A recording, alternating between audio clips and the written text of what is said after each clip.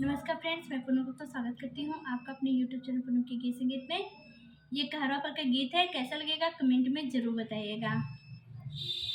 कवन कैले कसुरवा रूठेल बालमा, कवन कैले कसुरवा रूठेल बालमा, रूठेल बालमा, रूठेल बालमा, कवन कैले कसुरवा रूठेल बालमा, कवन कैले कसुरवा रूठेल बालमा, रूठेल बालमा, रूठेल बालमा, कवन कैले कसुरवा रूठेल बालमा, कवन कैले कसुरवा रूठेल बालमा।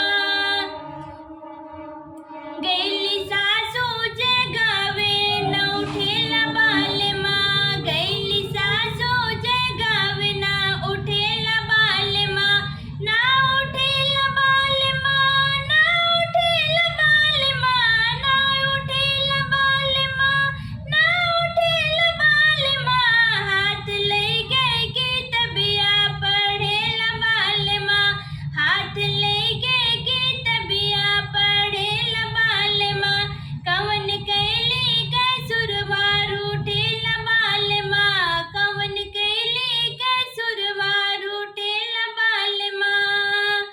गैली जेठनी जगावे ना उठेल बालमा, गैली जेठनी जगावे ना उठेल बालमा, गैली जेठनी